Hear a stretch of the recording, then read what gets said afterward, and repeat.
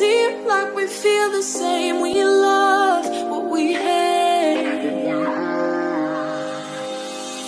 We lie, but we know we can't widen. How can we find an extraordinary out from our daily routine?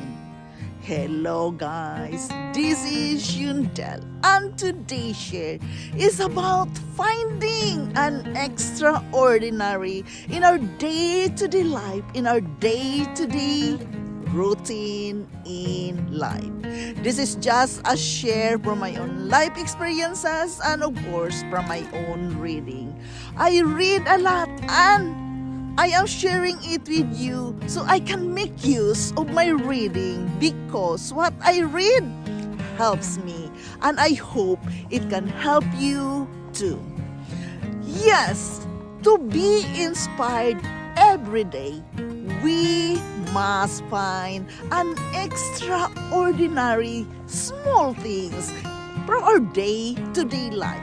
It's not always easy because we are busy, our life is in chaos, our schedule is so hectic, and many times we take for granted what is in front of us. We take for granted those small things, which is an extraordinary. How can we find an extraordinary out of our day-to-day daily routine in life? For me, in my own base of my own experiences, I have to be grateful in every small thing I have experienced. Be grateful right when I stays up from bed, right when I go to work. Be grateful when I am at work, I am with my colleagues, I am participating or discussion at work. Be grateful in everything. When you can be grateful for that small thing, there you find an extraordinary. We must be grateful for that small thing, faithful in that small thing, in order to find that extraordinary in our day-to-day life. When you can do this, that means you are appreciating all those small things you have experienced in your day-to-day life. You appreciate the small things, which is going to become big later on in your life. We become successful in our life when we know how to be grateful for that small thing first. Acknowledge the small thing. Be grateful for that small thing. And always appreciate what is in front of you. Avoid negativity. Acknowledge all those things your colleagues, your family telling you that you are good today, you look good today, you look fine today, you look beautiful today. All those things you must be grateful for in order for you to find an extraordinary in your day-to-day routine. Many of us are caught up with the busyness of the day from day in and day out, early in the morning up to evening. We are in schedule all the time. We are busy all the time, and we forget what we are experiencing, those small things, and it's easy to take it for granted. Therefore, when you can stop for a moment, just a moment, seconds, you can think of what you're doing today. What is your words towards your colleagues? Your appreciation towards your family? There are so many things you can appreciate, you can be grateful, you can be thankful all throughout the day. It is about mindfulness. Yes, being mindful in everything and in whatever you are doing every day.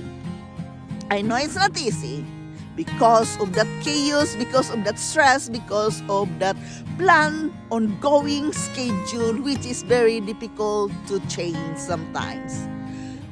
Breathe. When you can breathe, just say thank you. Breathing is very important to acknowledge the small, extraordinary things in your life. Being faithful in the small things, there you can find an extraordinary in your day-to-day, daily routine.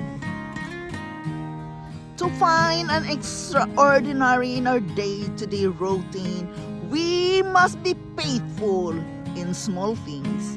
Be faithful by showing up. First tip of being faithful in little things, it's just to show up. Be faithful by staying consistent.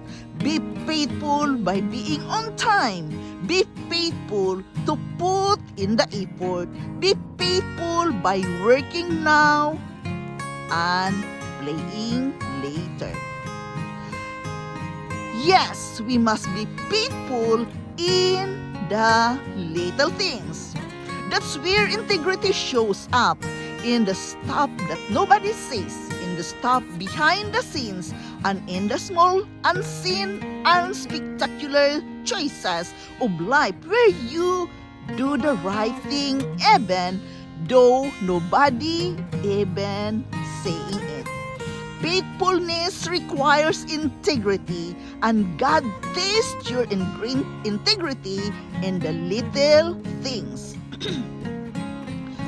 We have to understand that if we are faithful in little things, we will be faithful in the large ones.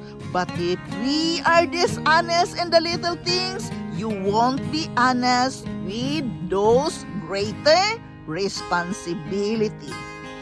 Faithfulness often means putting others first and staying loyal and true to your family, friends, and other loved ones. It means trusting that when you are faithful, we honor God and allow Him to work in our lives.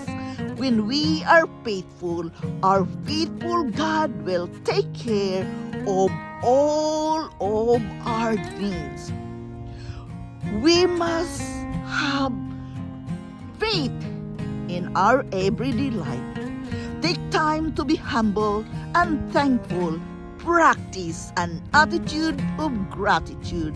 According to the Bible, faith is confidence in what we hope for and assurance about what we do and see. Pray little prayers every day. A busy life is the distraction from a prayer.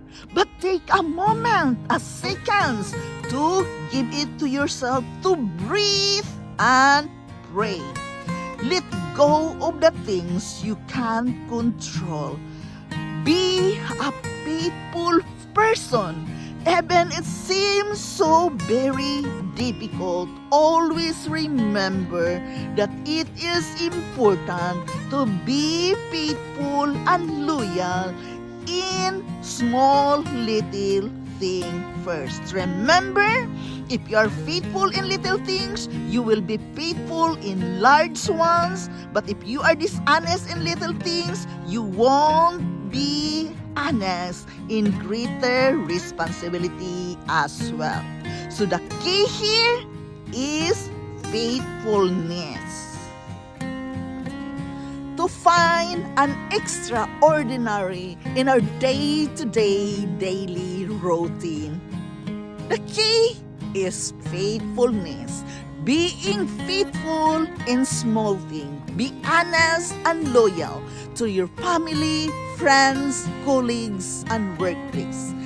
Yes, it is a must to be done. If you really want to experience huge things in your life, you must be faithful in the small thing first.